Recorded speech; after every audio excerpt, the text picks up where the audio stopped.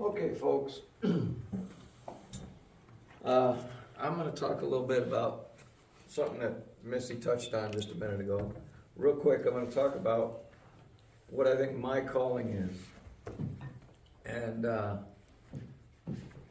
my calling, I've felt for the past 20 plus years, is to minister to the body of Messiah. And I've watched that come into focus more and more over the past 25 years. And I see that I'm getting there. I can sense that it's coming. Some of the things that he's drilled in me with an unshakable confidence is his word is the truth from cover to cover. And even as it's in this third generation or fourth generation of language, right, in English, it can be understood because we have the Spirit within us. You do have to dig, you do have to ask and seek and knock, while we're told how Yeshua told us in Matthew. But it can be understood. And we need to understand and remember the Spirit within us. We'll bring those things to remembrance. So I stick to this.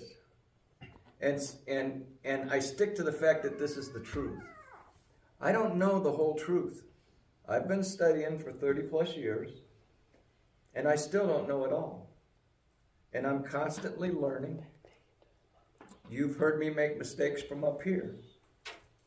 But you've also seen me go back to this and show you where I made a mistake, and this corrected me. Okay? The word corrects me. I will continue to make mistakes. I don't have it all together.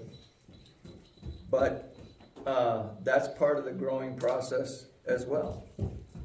And I always will default to the word being true. If I come across something that appears to contradict, I've been doing this long enough to know that the word is not contradicting itself. I have something out of context. I am misunderstanding something. So, with that in mind, I went back and I listened to the last time I taught, and I'm going to review that again, a brief overview, in a little bit of a different angle, because I didn't achieve what I was hoping to achieve with that. When I said that I have felt like for over 20 years that I am to minister to the body of Messiah, that's both sides of the equation. That's to our Jewish brethren and our Christian brethren, and us that are somewhere in the middle, And it goes back to the Word. And I didn't get across what I wanted to get across the last time I taught.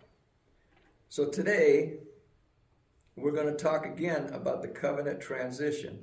And the reason we're going to talk to it again is because for the past 3 or 4 weeks, I have been wrestling with this transition of moving from what is called the Old Testament to the New Testament, and the transition that went through there. And I wasn't very well studied in that, I have to admit. You don't look at that, I didn't look at that for a long time, as a transition. But in my years over here, I've learned so much. So much. We're going to start today, again, with the explanation of an old covenant and the promise of a new covenant. Okay? So I'm going to start in Jeremiah, and I'm going to look at this covenantally, not word for word. I'm going to look at this covenantally as this transition takes place, okay? Because it's still, technically, it's still underway. We're in the new covenant, but it's not completed yet because we're still teaching one another. When we get completely in the new covenant, we're all going to know, and there's not going. We'll read that in just a minute. So, picking it up in Jeremiah 31:31, it says, "Behold, the days are coming, says Yah, that I will make a new covenant with the house of Israel and the house of Judah." Now, we've pointed this out many times. Number one, He is the one that's going to do it. It is going to be a new covenant, and it is with the house of Israel and the house of Judah. I'm going to touch on that just briefly. No, I'm not. I'll touch on it later. I'm going to touch on that later. Verse 32, "Not according to the covenant that I made with their fathers in the day that I took them by the hand to lead them out of the land of Egypt, my covenant which they broke, though I was a husband to them, says Yah." Notice that he is referencing what covenant he's talking about. He's talking about when he took them out of the hand, took them by the hand out of the land of Egypt. That's significant. Verse 33 says, "But this," and he points out here, "my covenant which they broke." That's covered in verse 32. In verse 33, "But this is the covenant that I will make with the house of Israel after those days. I will put," says Yah, "I will put my law in their minds and write it on their hearts, and I will be their Elohim, and they shall be my people."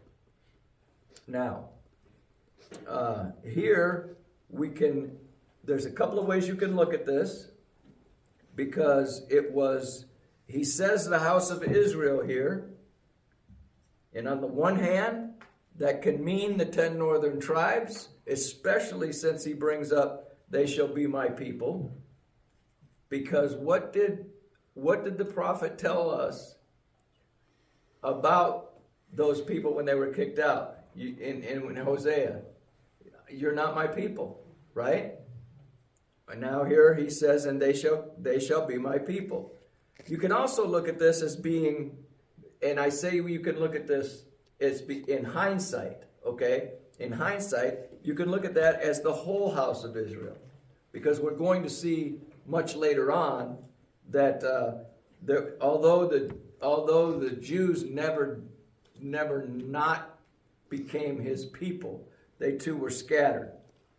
So now, verse 34, "No more shall every man teach his neighbor, and every man his brother, saying, Know Yah, for they shall all know me, from the least of them to the greatest of them, says Yah, for I will forgive their iniquity, and their sin I will remember no more." This is significant. I'm going to read that again. "For I will forgive their iniquity, and their sin I will remember no more." Who is he talking about? He's talking about the house of Israel and the house of Judah. And he says he's going to forgive their sin and their iniquity. The breaking of the covenant. Now, David's taught many times, I've taught several times, about the covering that takes place, right? That's a temporary covering. There's a time coming when he's going to forgive all that iniquity and remember it no more. Okay? That's going past tense.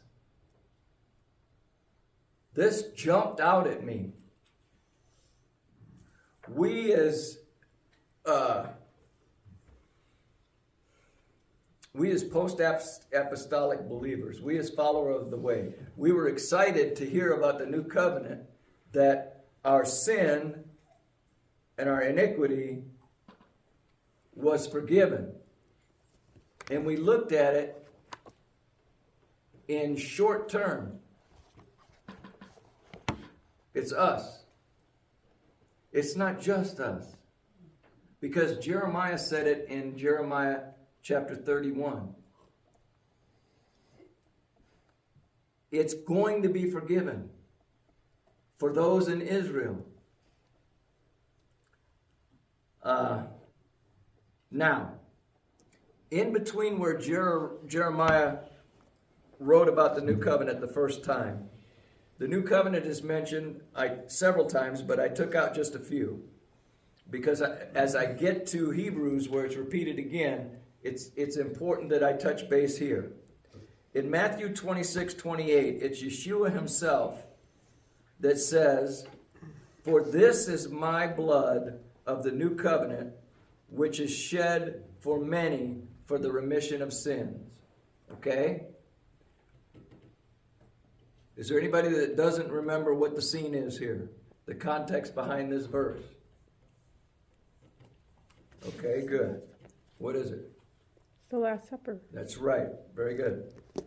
Paul says in 1 Corinthians 11:25, "In the same manner, he also took the cup after the supper, saying, 'This is the cup. This cup is the new covenant of my blood. This do as often as I drink.'" This do as often as you drink it in remembrance of me. I do believe he's talking about the Passover that's coming up. We're to do this in remembrance of him. And that's what he's talking about when Yeshua said, "Do this in remembrance of me." And Paul's bringing that back to our attention. And then in 2 Corinthians 3:6, Paul writes, "Who also made us sufficient as ministers of the new covenant, not of the letter, but of the Spirit. For the letter kills, but the Spirit gives life." So we are the ministers of this new covenant. What does that mean? We're telling people about the new covenant. We're telling people what took place, how the old covenant, we're confessing and admitting the old covenant was broken by our kinfolk, people just like us, who I'm going to go out on a limb and say, in every case of the people that are in here, we sinned before we realized Yeshua had come and we began to walk with Yeshua. I know that worked in my life. And there were a lot of sins stacked up. And so it was easy for us to jump on that and say, "Whew, praise Yah for that." But again, back at Jeremiah, "I will forgive their iniquity, and their sin I will remember no more." Wow, that's a deep statement. All right, so now we're going to get to Hebrews. The writer of Hebrews, in Hebrews 8, picking it up in verse 7, he says, "For if the first covenant had been faultless, then no place would have been sought for a second." Verse 8, "Because finding fault with them, he says, 'Behold, the days are coming, says Yah, that I will make a new covenant with the house of Israel and the house of Judah.'" The house of Israel and the house of Judah had both sinned. We learn that from Jeremiah in chapter 3. Israel was put out, but we find out her sister Judah her treacherous sister Judah was doing the same thing she was doing. So, finding fault in them, which is exactly what he said up here, they broke my covenant, right? Finding fault in them, behold, the days are coming, says Yah, I will make a new covenant with the house of Israel and the house of Judah. And look at verse 9. "Not according to the covenant I made with their fathers in the day when I took them by the hand to lead them out of the land of Egypt, because they did not continue in my covenant, and I disregarded them." Now the writer of Hebrews says, I disregarded them We go back to Jeremiah, and it says he's going to forgive them for that disregard. That disregard is temporary. Okay? Verse 10. For this is the covenant that I will make with the house of Israel. Now I want you to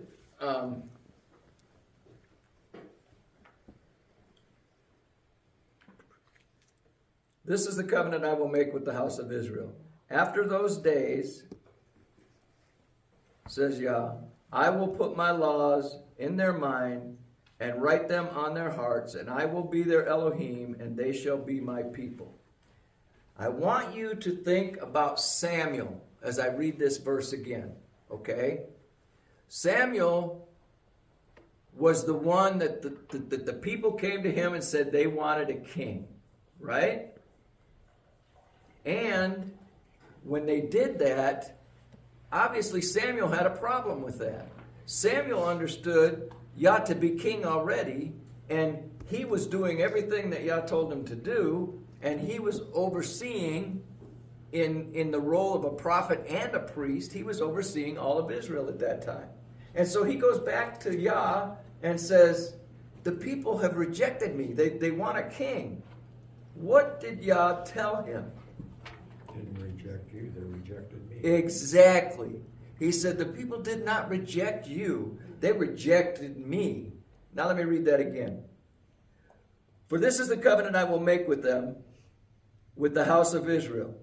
After those days, says Yah, I will put my laws in their mind and write them on their hearts, and I will be their Elohim, and they will be my people. There's no intermediator at that point. Well, Yeshua, okay? Verse 11, none of them shall teach his neighbor, and none his brother, saying, Know Yah, for all shall know me, from the least of them to the greatest. For I will be merciful to their unrighteousness, and their sins and their lawless deeds I will remember no more. There's a second witness. Okay? And then verse 13 says, in that he says, a new covenant, he has made the first obsolete. Now what is becoming obsolete and growing old is ready to vanish away. Let me pause there for a second. What's ready to vanish away is the fact that the writer of Hebrews wrote this before 70 AD. Okay? So the temple and the temple services were still in effect, and that structure was there. We'll get into, in some of the coming studies, why that structure had to be there. Okay? But it had to be there in order for Yeshua to pick up and do what he did. Okay? So after Yeshua's death and resurrection, some 40 years later, Jerusalem's destroyed, the temple's destroyed, the priesthood's taken away. None of that stuff is there anymore. That's what is about to vanish away. Okay? The temple and the priestly system and the ruling in Jerusalem, that passed away. Now, I believe it's going to come back prior to Yeshua's return, because again, I think Ezekiel's temple has to be in place. If you take Ezekiel literally, there has to be a temple in place, and the sacrifice has taken place. If you take that Ezekiel's kingdom to be literal.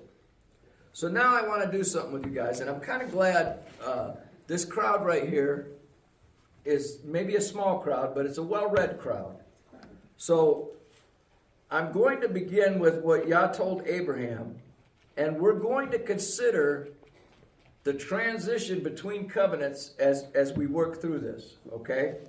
So Abram's descendants are going to be, Yah told Abram, your descendants are going to be oppressed in a land that is not their own for 400 years. Does this show up in the writings during or after the exile at all? During the exile writings, or does this show up? Yes. Similarly, not exactly, But I want you to pay attention to what's happening with this. Yah told Abram his descendants would be in a land that's not their own and they'd be oppressed. And if you remember, when Moses brought them out of Egypt, he says to the day it was 430 years. And a lot of people have struggled with that, but I think what Yah's put on my heart is, look, I'm saying there was 30 years between the time they got in there and the time that Pharaoh that didn't know Joseph rose to power. That covers the 30 years, and the rest is the oppressed, because the prophet or the Pharaoh that didn't know Joseph oppressed them. Okay? But look what's happening in the exile. We've gone over this the past several weeks. The exile came, and Judah was put out of the land. And part of that, the land got its rest. The number of Sabbaths it was supposed to have, it got at that time. That was one part of the fulfillment that was out there. But then when we get out there, we spoke about Daniel earlier with his ministry. He was still ministering outside the land, but he brought them back in. He brought them back in. The worship began again. The altar was built. The temple was built. The prophets were there, and he put that back in place. And it was just Judah. The children of Israel are still scattered, okay? Now, some of them may come back, and I wasn't keeping track of who was coming back. But primarily, it's Judah. It's the rulers. It's the leadership. They come back into the land. And the ones he put in the leadership are now oppressed for 400 years inside the land. They don't rule from Jerusalem. They have the temple and they're going through the motions, but they're not ruling a kingdom. You following me? No. Well, they probably weren't. They were probably following the same structure that they were doing before they went into the land. So they went out of the land because they weren't giving the land its rest. Mm-hmm. That's exactly, I think that's what it says. So it got its rest, they came back, and it probably never got its rest after that. Right.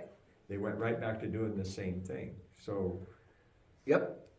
And that's why the temple had to, that's why Yeshua had to come back. He filled that gap when he came. That's what the transition from the old covenant to the new covenant is. It's taken place right there. It doesn't happen overnight. It takes a very long time. But the thing that caught my mind was the 400 years. David has taught me patterns. And when you see them, you can't unsee them. And sometimes I see patterns that aren't patterns, but it takes me a while to figure out they're not patterns. I investigate them. Hey, I've read that somewhere before. And I go back and I'm looking between the two. And I found it very curious that it's those that are supposed to be leading his people that are oppressed in their own land. So, okay, that takes care of that part. Then we go back into the Tanakh, actually the Torah. Yah raises a prophet to deliver his people from the oppression. Do we see that in the writings of the exile or of the apostolic writings? He rose up a prophet. Who was the prophet he rose up to deliver his people? Moses, right? He rose up Moses. Did he raise up another prophet to deliver his people? Yeah, he did. Who was that prophet? But there was only one to deliver. It was Yeshua. Yeshua was the one that delivered. Right. Joshua was one in the land. Moses just got him there. Right. But he never took him into the land. But he delivered them from Egypt. He delivered them. Well, he delivered them from Egypt. It's all about deliverance. The whole thing. It's right. But it's a picture of Yeshua. But follow me, John. The new covenant and the old covenant began with the exit of Exodus. with the leaving, the exodus of Exodus. How about we try the exodus of Egypt? Okay? That's where it began. Right. And so I'm tying that together. He raised up another prophet because the Pharisees in them said to John the Baptist, "Are you the prophet?" He said, "No, I'm not the prophet." You go through the rest of the scripture, and the people are talking about Yeshua being the prophet. They're asking the question, is this the prophet? Right? He was the prophet. What did Deuteronomy 18 tell us? Yah himself was going to raise up a prophet like Moses that the people must listen to. I'm doing this covenantally, okay? I'm looking at these covenants side by side, and I'm saying, this is where the transition took place. It didn't take place by the flip of a switch. It took many years for that transition to take place. In fact, the writer of Hebrews says the things that are about to vanish, but 70 AD hadn't happened yet. So you see, it's even from coming back into the land all the way to 70 AD, it still hasn't. And we're still in that transition. We're still in that transition because we're having to teach one another. Not everybody knows. So it hasn't reached its fullness yet.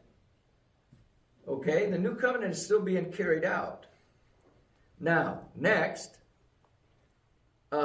he did raise up that prophet. Next is the Passover. We're told about the Passover.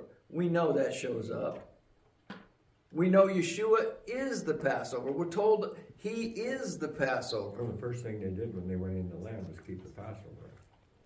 Right. The first thing they did after they got into the land and set up, they did the Passover. It's the first time they did it since the second time they did it. Yes, that's right. So it was 40 years, or 38, whatever. It took 2 years to get things going. But so then the Passover. Now, I'm taking these in the sequence of the Torah and the Tanakh. That's what I'm taking them in. It doesn't get answered in the same sequence over here in the apostolic writings and the writings in the exile. So it bounces around a little bit. But as far as the Passover goes, we know Yeshua is the Passover. We know the Passover time was significant. We know the deliverance took place. We know the deliverance took place on the 14th day. We know that the lamb was selected on the 10th day. I've been through this in several teachings, as I think David has as well. Yeshua fits that bill all the way down the line. Okay? This is the old covenant transitioning into the new covenant. So next, Yah's people are given wealth that funded the building of the tabernacle. And the tabernacle represents the presence of Yah. Specifically the Holy of Holies, okay? But the tabernacle is representative as it has the Holy of Holies. That's his presence. So God's people were given wealth as they left, and that wealth funded the tabernacle. Does this show up in the writings during or after the exile? Kind of. This isn't a great match, but if you remember from the book of Acts, everybody was giving up. They were selling the things that they had to help those to come along, to begin to build the body. Okay? The body never remained wealthy, but Yah always sustained them. There were always people within the body supporting the building of the tabernacle.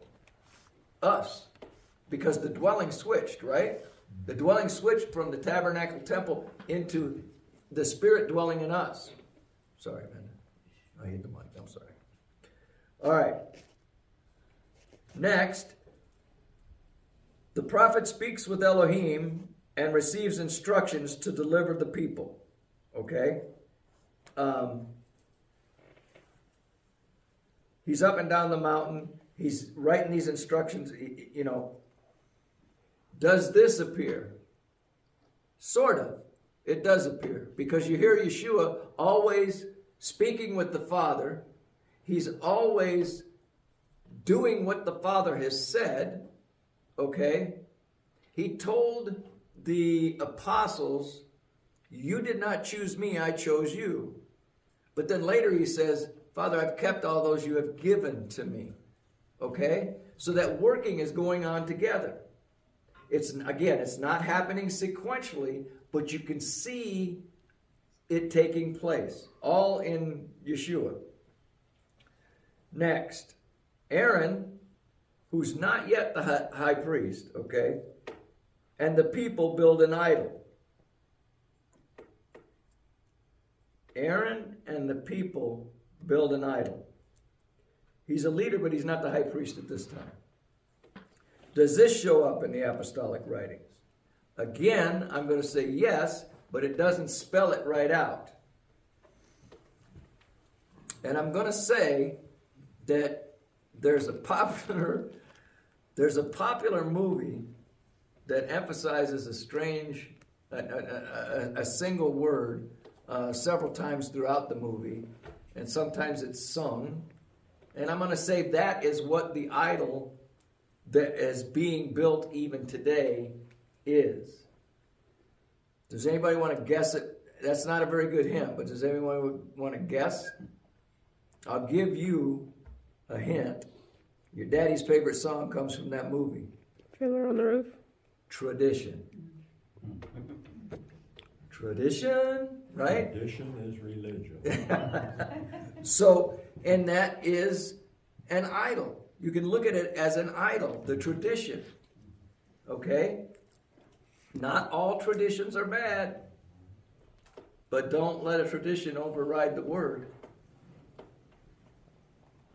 Like Yeshua told the Pharisees, washing your hands, that whole deal, right? And there were several that he used.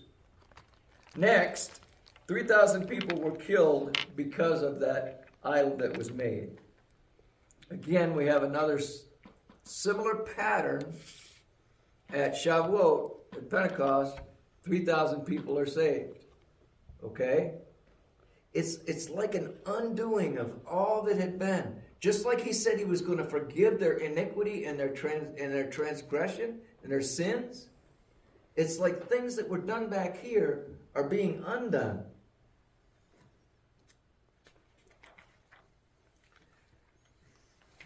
Next, Elohim calls the Levites to himself apart from the assembly. Yeshua calls the disciples to himself. He sets them up and he makes them apostles.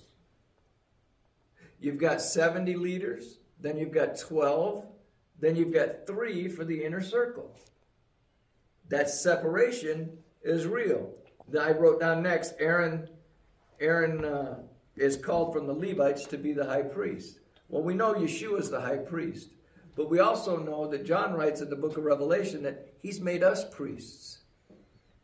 Well, that was his intent before he left Egypt, that they were going to be a nation of priests. Right. He said that, exactly. Yes, you will be a nation of priests. Now, we're in the order of Melchizedek.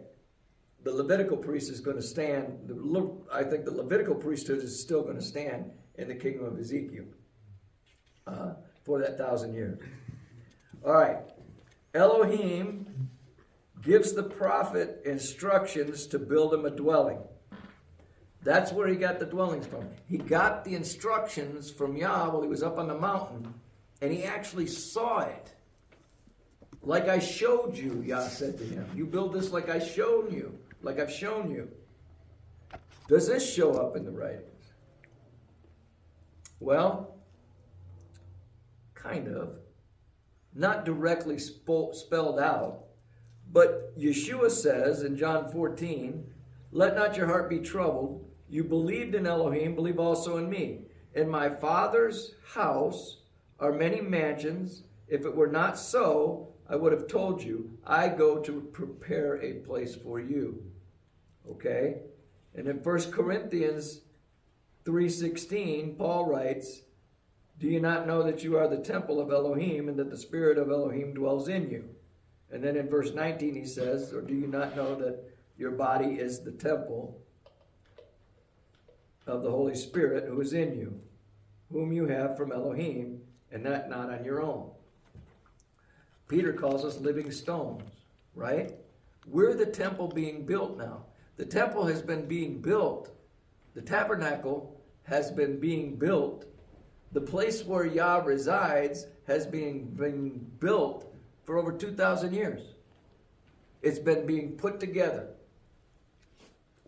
And then again, the assembly used their wealth to construct it, and I went back to Acts. I guess I repeated that. All right, so now next one is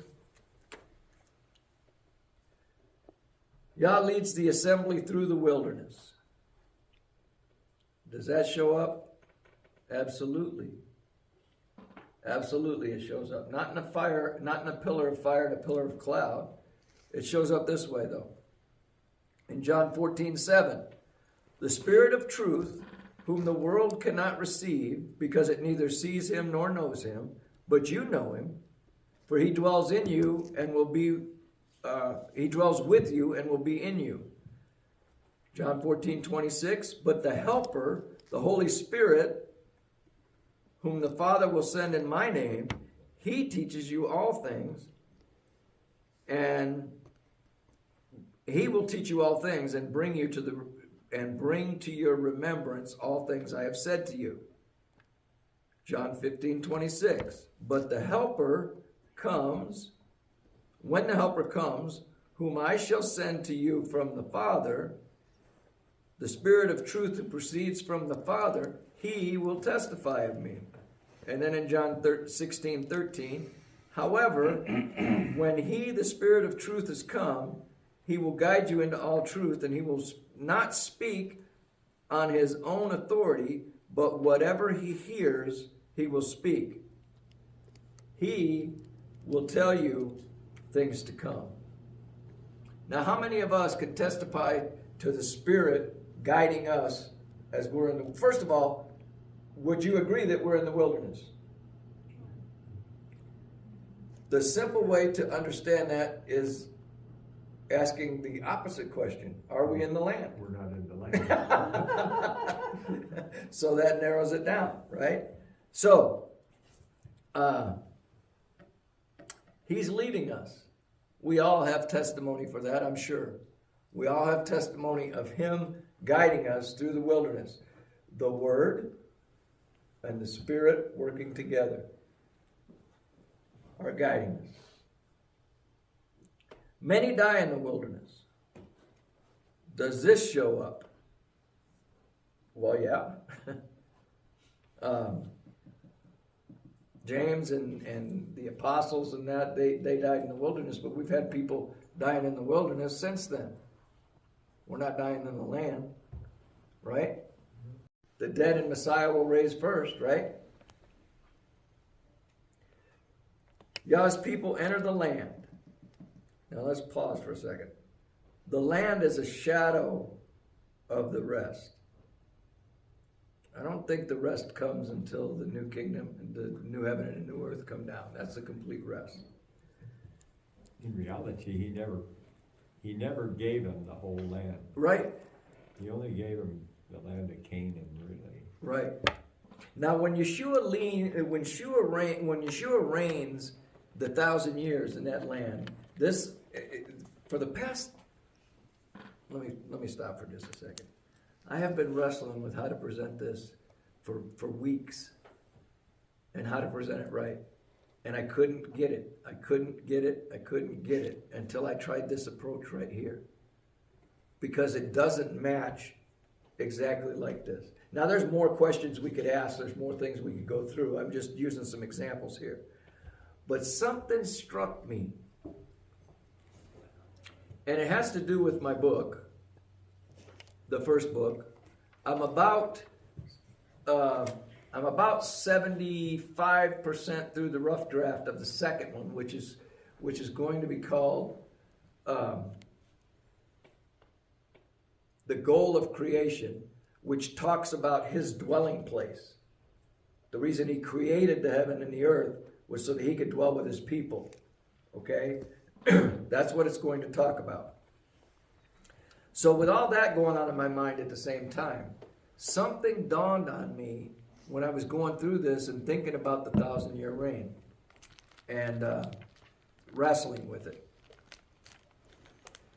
What happens at the very end of the 1,000-year reign? Who gets released? Satan is released from the pit. And then what happens? He's turned loose on the earth. And then what happens? He's annihilated, right? Right. Then That's when I want you to think about the garden again, okay? but he's not in the land. Hold He's on. not in the garden. I understand that, okay? Don't get ahead of me. All right, okay. I'll answer your questions if you give me just a second, even before you ask them. What was Adam's responsibility in the garden? To tend to the land, to tend to the trees, to tend to the animals. Dominion, image, image, likeness, and dominion. Right. Right? He didn't do that. No. He lost the dominion. Yeshua is going to hold the image, hold the likeness, and hold the dominion for 1,000 years. And the adversary is going to be brought into the environment that he's held the dominion over for 1,000 years, just like he came into the garden. And Adam allowed, however it happened, that discussion between Eve and the serpent. Yeshua is going to wipe that out. Okay. Okay? Okay. He's going to wipe it out. At that point, I think Yeshua's work is 100% completely done. He held the dominion, and when it came in, when the adversary came in, he stopped it. He annihilated it. It doesn't work out exactly, day for day or however, but the picture is the same. Adam fell. He didn't hold what he was supposed to hold. Yeshua held it the whole time. Many times we're told that when Yeshua was on the cross and said, "It is finished," everything was finished. That is a contextual finished. You have to understand the context of that word. Because he wasn't, there was work to do Well, after he wasn't that. finished because he was resurrected. Right, exactly. To be But even with what John the Baptist said, he's going to baptize with fire. He didn't do that yet. Right. Cleanse. He was- hasn't cleansed. Go ahead. He was finished with what he was sent to do. Exactly. That's it. That portion of it. But he's still working with the Father, right? Absolutely, yeah. And Yeah. us. And And us. us. Right. And us. Okay, so, and then lastly I hear, that they entered into the land under Joshua. Okay? But if you read Joshua 5 carefully, somebody went before Joshua. The commander of Yah's army, right? Commander-in-chief. Right. Right. And we will be led into the kingdom by Yeshua. Okay? Now, that was a brief overview. I think I did a better job on that, tying the things together than I did on that last teaching. But I'm going to take any questions or comments or, if you've got any ideas on how I could have done that better or how we could present that better. Because we do hear a lot of the new covenant. People are clinging to the new covenant. But do they really understand what the new covenant is? No. That's what I'm saying. Yeah. Yeah. We have all kinds of things in there. Yes, ma'am.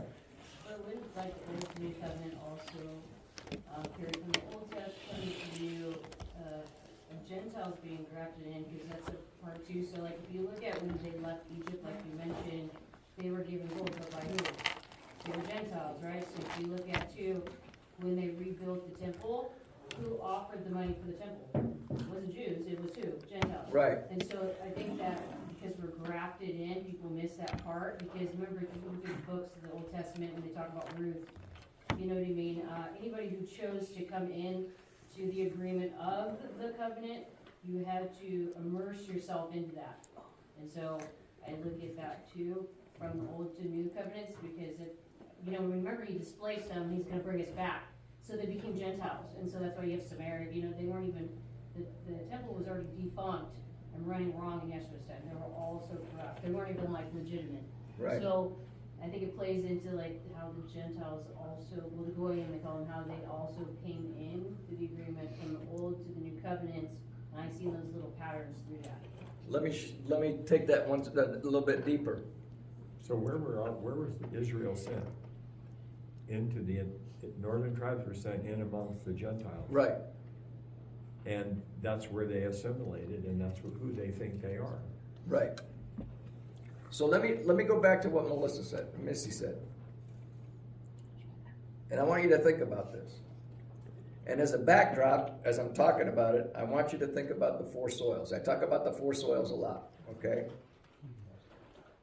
Missy's absolutely right. At the base of Mount Sinai, Mount Horeb, was a mixed multitude, right? Mm-hmm. Let's look at what happened. Yah sends the prophet Moses in there. 10 plagues are displayed. Yah has expressed himself to all the people in the land. Not just them, yes. Okay? Some people in the land, they said, this is the real deal. And they left with the Israelites. All right? We're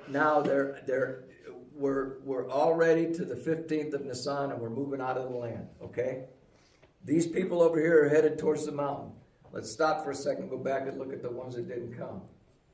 That's the first soil. God's witness, the word just bounced off of the hardness and they stayed. Okay?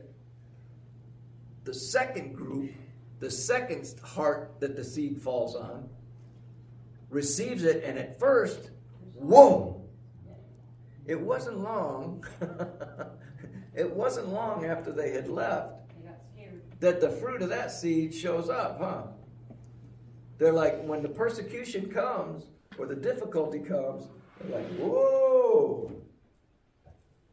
And then you can see the third soil as you go through the cares of the world.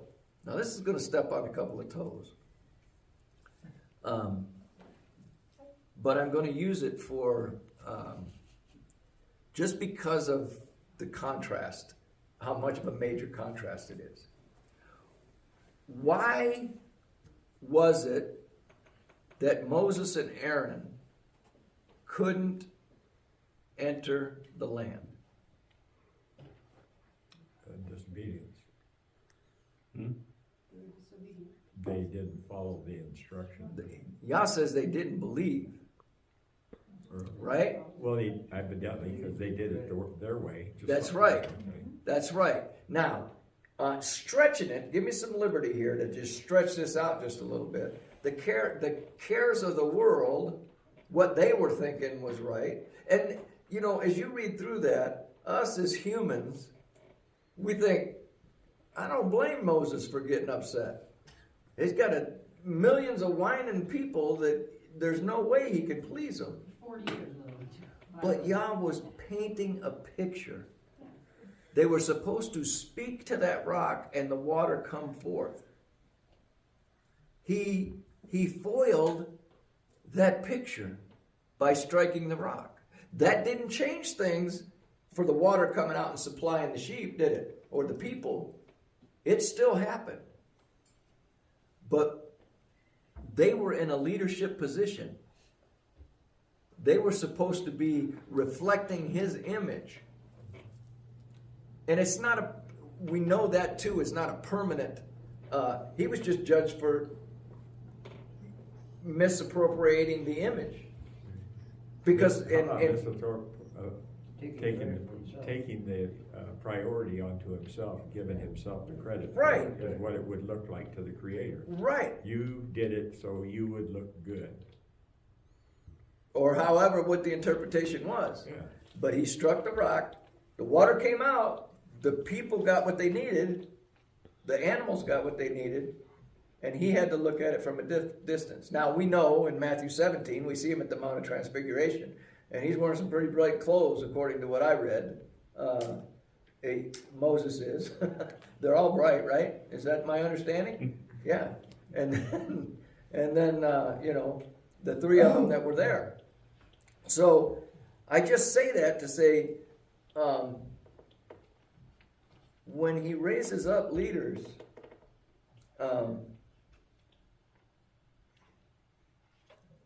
we have to reflect his image. And then we see lots of leaders falling all over the place.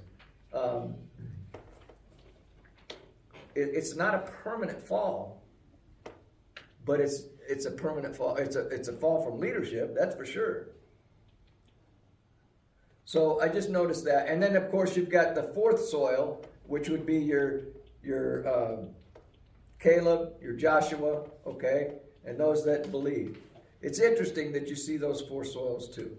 I mean, patterns are patterns are patterns are patterns are patterns. And now I did not squeeze, I don't think I squeezed anything to make that fit. I think it fit naturally when you look at it in the context of cover to cover. And you also see the rebellion within the church of those people that were supposed to be, part of the Levitical priesthood, where you had, what's his name, with his, you guys are, you're no better than we are, and you got to deal with Aaron's rod. Or even Miriam. Yeah. Miriam challenged Moses. Yeah, well, so did Aaron did too. They were both. Yes, they were both involved in that. Yeah. Absolutely. So you see the rebellion in there, which gives you a picture of what's going to happen in our days or in the future. There's going to be a rebellion of the people that's already within what's supposed to be the house of Israel. Is that right? Are you sleepy? Right in there's going to be a rebellion of the people that come into that. And then you take it back to what I pointed out in Jeremiah. I will forgive their iniquity, and their sin I will remember no more. Moses and Aaron are going to enter the rest. Well, sure, Right? Yet they died in the wilderness. So it didn't say, it's the same as the other ones. You're going to be buried with your people. Right. So, all right.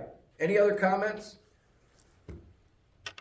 All right. It's time to prepare our hearts to receive the blessing. thank you.